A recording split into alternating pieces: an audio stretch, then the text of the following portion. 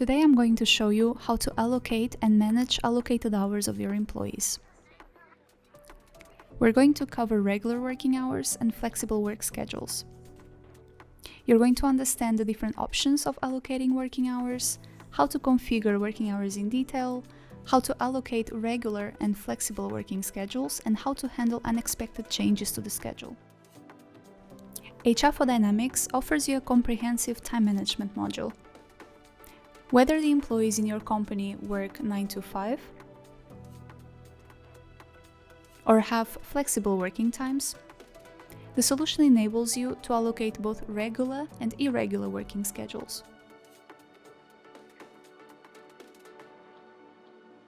For employees who have regular working hours, we recommend using the working hours functionality in the employment term. By default, the employment term template and the employment term will have 0 allocated working hours, so it's important that you allocate the hours here. After you save the record, the system will calculate the weekly total. Remember that setting the working hours is important for our leave management and time management modules. If you don't set the working hours, the system will not allow you to enter leave requests for that employee, and you will get an error message like the one you see on the screen.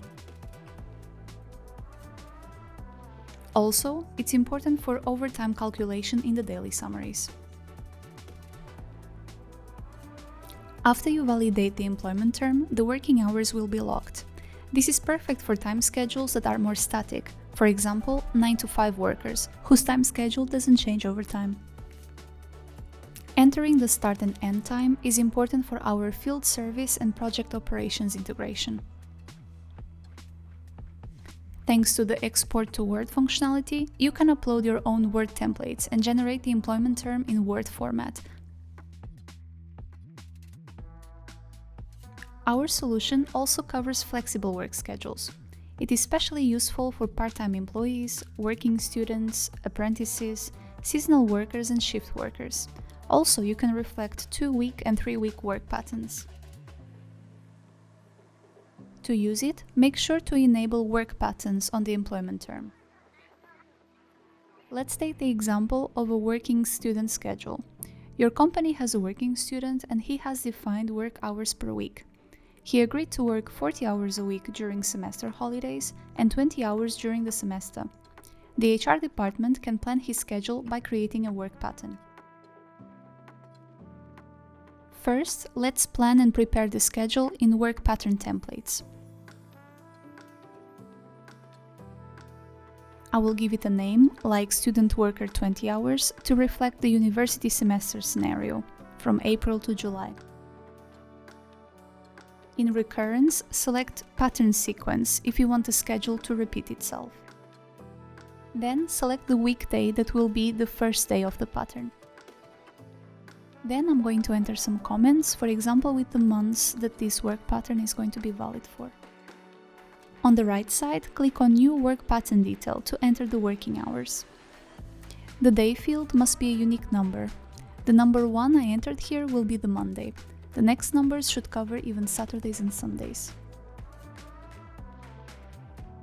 You can choose the start and end time for when the student would work, but you can also leave them empty if, for example, the student doesn't have a fixed start and end time. What is important is the working hours field. The number you enter here will be shown in the daily summaries later and will be taken as the allocated hours of the employee. On days off work, you can set the working hours to 0. Here's how a 20-hour week could look like. Then, we can create the university semester scenario, where the student works 40 hours a week.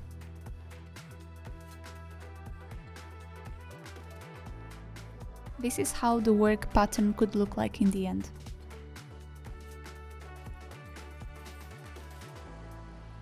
After the work templates are created, we can link them to the employment term template. This way, we make sure both contract and allocated hours are planned out.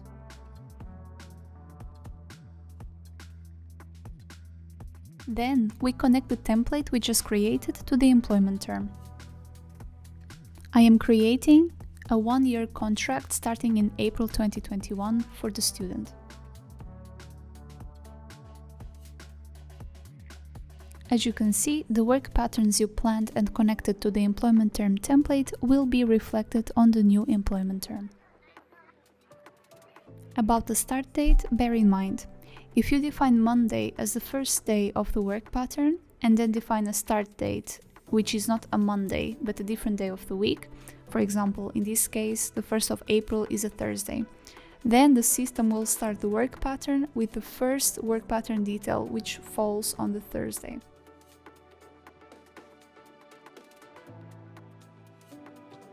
In start date and end date, we will define the duration of the work pattern sequence, or for how long it is going to repeat itself.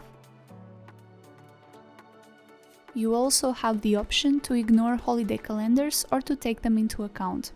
This is especially useful for workers that have shifts on weekends and public holidays. The system makes sure that the overtime calculation works like every other working day. Make sure to cover the whole duration of the contract with a work pattern or multiple work patterns, with no gaps in between them. If this was a permanent contract, you would need to set the last work pattern without an end date. Note that it's possible to have an empty work pattern as a filler between two work patterns. When you validate the employment term, this will also validate the connected work patterns. In the daily summaries of the employee, the hours will show as allocated.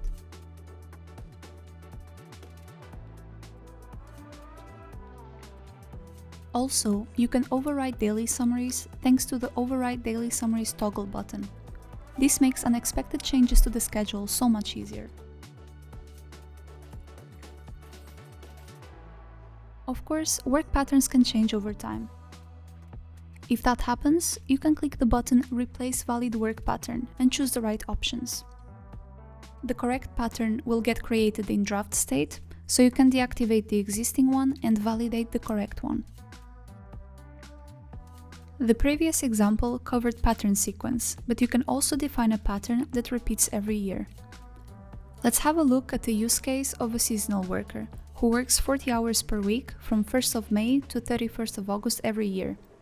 For example, construction workers that have to adapt to weather conditions. If there are not enough work pattern details to fill the time period between the start and end date, the work pattern details will repeat themselves within this time period. And the time from start date to end date will repeat every year. You need to set the dates accordingly and then only define 7 work pattern details. Days 1 to 5 have 8 allocated hours each, and days 6 and 7 have 0, which would represent the weekend. Now, this week repeats itself from 1st of May until the 31st of August every year. This saves you a lot of time, because you don't have to create 120 work pattern details to define every single day in this time period. Now you can create a second work pattern with 0 working hours, which fills the period off work for the rest of the year. Finally, let's look at the example of rotating shifts. Let's say that your company has a rotating 3-shift schedule. Employees have to work from 6 till 3 the first week, from 10 till 7 the second week, and from 2 till 11 the third week. You can maintain the shifts in Settings. All you need to enter is the name of the shift, the start time, and the end time of the shift.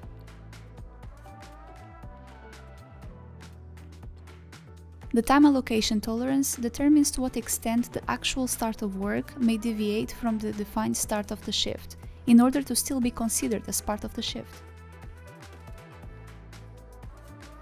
Now that all 3 shifts are created, we can choose them in the work pattern.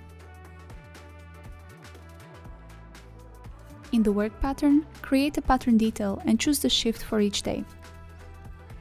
The start time and end time of the shift will populate right away. We create the work pattern details as usual, with the unique sequence number that represent Monday to Sunday, and assign the shifts to the respective days.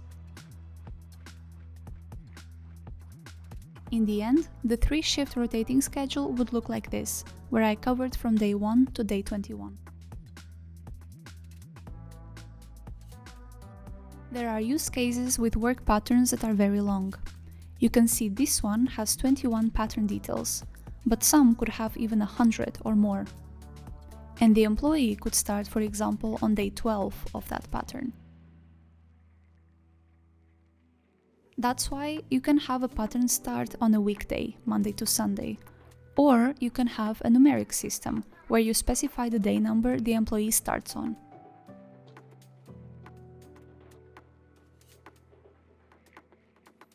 When you validate the work pattern, the shifts and hours you defined will be showing in daily summaries.